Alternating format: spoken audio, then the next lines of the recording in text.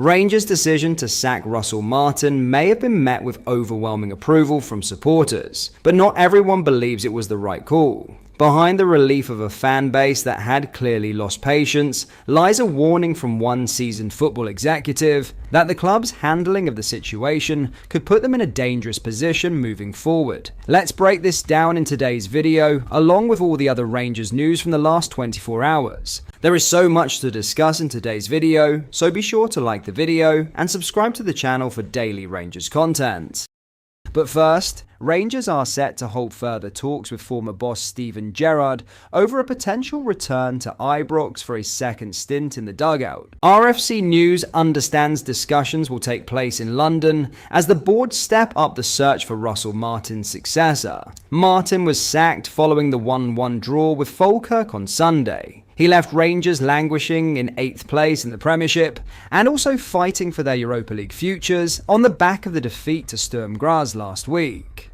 Chairman Andrew Kavanagh and Parag Marath, the vice chairman, have taken the lead on the recruitment drive this time around, alongside 49ers Enterprises technical director Greta Steinsund. Gerrard is now set to hold discussions with the Rangers delegation over the next 24 hours, and one source has put the England legend as the frontrunner in the process. Former chairman Dave King backed a move for Gerrard earlier this week, while the man who lifted a coveted 55th title outlined his desire to return to management in an interview with Rio Ferdinand. "I'd love another go at some point," Gerrard told the Rio Meets podcast. "I want to change a few things and improve a few things and come back fresh, with a few different people around myself. I'd love another couple of challenges doing this, and that's what I'm working on in the background at the moment. A few different ideas, a few different people around me." RFC News revealed this week that former Burnley and Everton boss Sean Dyche was not under consideration for the vacant position. Reports that Thelwell had already met with his former Goodison Park colleague were wide of the mark.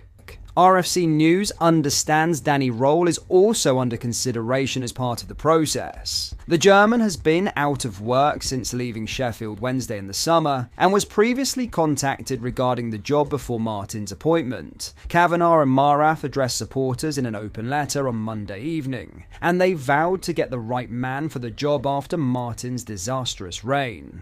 "When we took over the club this summer, we shared what we want to build for Rangers, to win trophies in Scotland and be able to compete at a high level in Europe," Kavanagh and Marath said. "We know achieving these goals will take time, but our performances and results have not been good enough. We know you are frustrated. We are too. We did not get this right, and it's our responsibility to fix it and get us back on track." A rigorous, thoughtful recruitment process is already underway, and we are treating it with the urgency it deserves. The two of us are deeply involved, and the evaluation will have our full attention until we are confident we have a leader with the character and skill set to deliver results.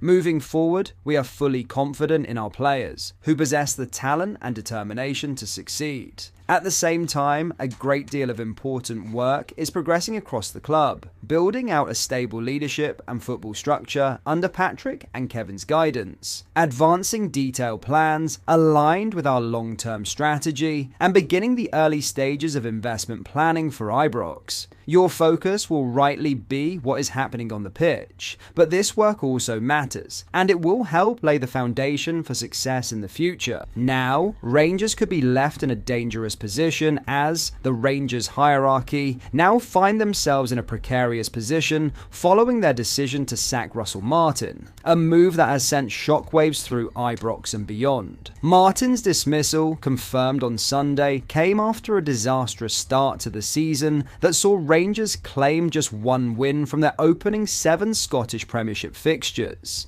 11 points adrift of leaders' hearts, the club's campaign was already spiralling out of control, and a dismal 1-1 draw with Falkirk proved to be the final straw for the board. But not everyone agrees with the decision. Former Aberdeen chief executive Keith Wyness, who also held senior roles at Everton and Aston Villa and now operates as a consultant for top-level clubs, believes Rangers have taken a dangerous step by bowing to fan pressure. Speaking onto the media, Wyness argued that if Martin was to be sacked, it should have been purely for footballing reasons, not because of supporter unrest. The atmosphere surrounding the club had become increasingly volatile in recent weeks, and scenes after the Falkirk draw underlined just how toxic the situation had become. Martin was reportedly escorted out of the ground in secret, with Wines revealing that the manager had to be smuggled out in a car boot to avoid confrontation, a situation he described as alarmingly familiar.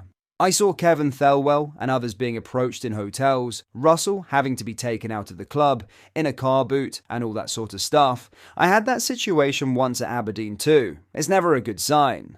Look, it's the knee-jerk response. The trouble is, once you give in to the fans, it becomes rinse and repeat every time. That's what I've been trying to warn against. Owners surrendering to fan pressure. But I understand things had gone too far. The manager is the shield for the board and executive team, and they needed a better shield than Russell. He was becoming toxic in that sense. Regardless of what was happening on the pitch, it had become too bad off it.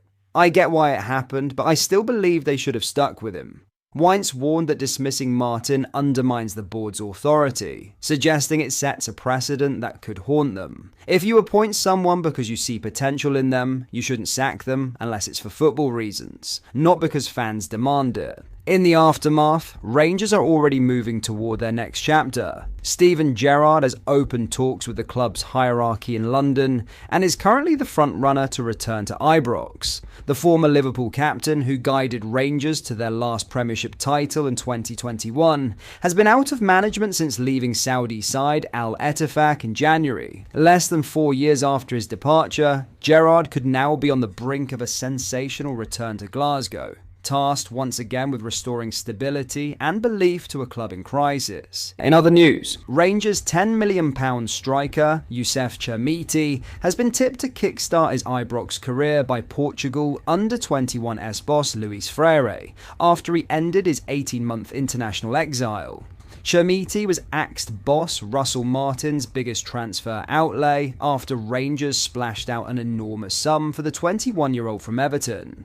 But he's yet to score in 6 appearances for Rangers and hasn't netted at all since he scored for Everton under 21s in an EFL Trophy match against Mansfield Town almost 2 years ago. His last league goal came in May 2023 for Sporting Lisbon against Pecos Ferreira. Despite this, he has been handed a recall for Portugal under-21s after Tunisia reportedly targeted him to switch international allegiances for a call-up to their full squad. He was last capped 18 months ago for Portugal under-21s, but looks set to make his comeback against Bulgaria and Gibraltar in Scotland's Euro 2027 qualifying group. And their manager Freire insisted he deserved his recall. He said, "He's a player who played for Everton. He played in the English Premier League, and he's a player who we like. He ended up being transferred to Rangers, where he's already played a full game in the Europa League and in the Scottish Premiership. He hit the bar in the Europa League too.